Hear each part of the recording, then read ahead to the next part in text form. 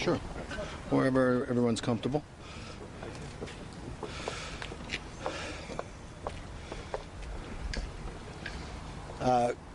Good morning, everyone. We're here. I'm here with our fellow task force members to announce the identity of what has formerly been known as Fire Island Jane Doe. On April 20th, 1996, female remains consisting of legs and feet were found on the bayside shore of Fire Island, about a mile west of Davis Park Beach. Then, approximately 15 years later, on April 11, 2011, additional remains consisting of a skull were discovered at Gilgo Beach in Nassau County.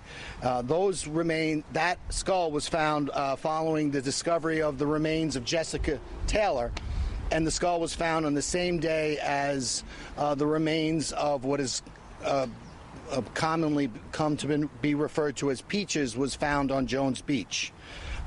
Thereafter, in July of 2011, the Suffolk County Crime Lab linked the two sets of remains via DNA analysis. And by that I mean the legs that were found in the vicinity of Davis Park were compared with the remains found at Gilgo Beach, and it was determined that it was the same person. Since 2011, that victim was known by various names, including Fire Island Jane Doe. Today, we are here to announce that as part of the Gilgo Task Force re-examination of all the evidence in the case, we were able to identify Fire Island Jane Doe as Karen Vergata, who was 34 years old at the time of her disappearance. And I believe we have a picture of Miss Vergata. I think it's important that we remember and honor not only Miss Vergata, but all the victims on Gilgo Beach. Ms. Vergata went missing at approximately February 14th, 1996. At the time, she lived on West 45th Street in Manhattan and was believed to be working as an escort at the time of her disappearance. There was no missing persons complaint filed at the time of that disappearance. In August of 2022, approximately 6 months after we formed this Gilgo task force, a DNA profile suitable for genealogical comparison was developed from the remains of Karen Vergata. In September of 2022, the FBI was able via a genetic genealogy review to identify Ms. Vergata presumptively as Fire Island Jane Doe. Thereafter, in October of 2022, using a buccal swab from a relative of Karen Vergata, we were able to definitively identify her. Prior to disclosing this information, of course, we needed to contact all of Ms. Vergata's family members. And additionally, at or around the same time, we were beginning our grand jury confidential investigation into what has been known as the Gilgo 4. That is the murders of Maureen Brainerd Barnes, Melissa Barthelemy, Megan Waterman, and Amber Costello. So we decided we were not going to make any public comment at this time. However, since that, the results of that investigation have become public, and we have made the necessary notifications to Ms. Vergata's family, we can make this important announcement now. I just want to thank, in particular, Special Agent Lori Giordano from the FBI in her work with the familial DNA. She worked in conjunction with our Suffolk County Crime Lab, Don Dollar of the Suffolk County Crime Lab, his team, in coordination with the Suffolk County Police Department's Homicide Unit. So I want to thank them in particular for all of their work. Of course, I want to thank our task force members, Suffolk County Sheriff Errol Toulon, ASAC Spencer Horn from the FBI.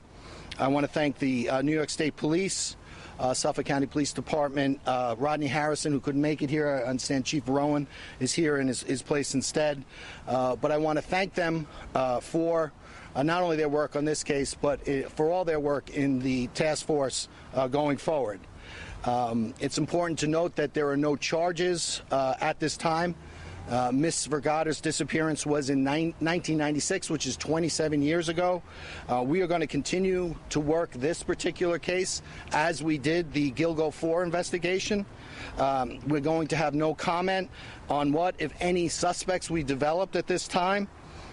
This is a confidential investigation, so I'm not going to be taking any questions, but our investigation is continuing, and thank you all very much. No questions.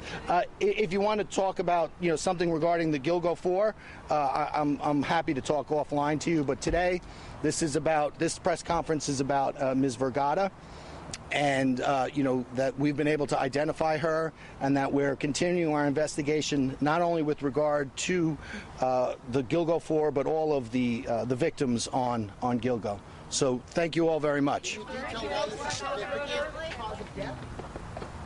Nothing else to say about Ms. Vergata?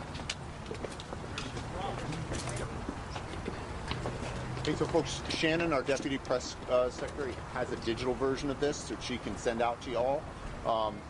We can either do it just to our press list, which you probably are already on, or if you want to give your emails, we can do it individually, but that'll take forever. So, but we'll get you the actual digital version too.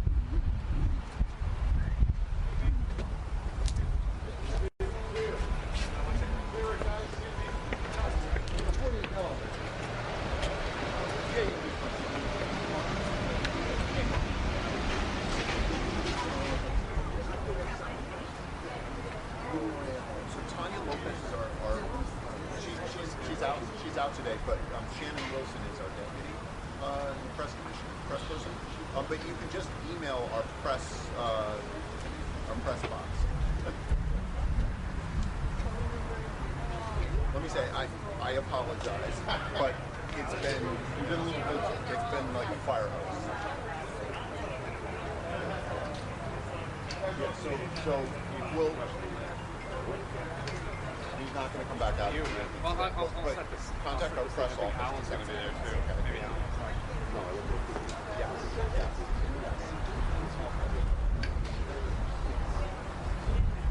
Kept on going back and forth because we didn't know we had availability. Well, if you want, this was a shit show about nothing. They released the name of the victim who died in 1996, and he would take no questions, not about any. This was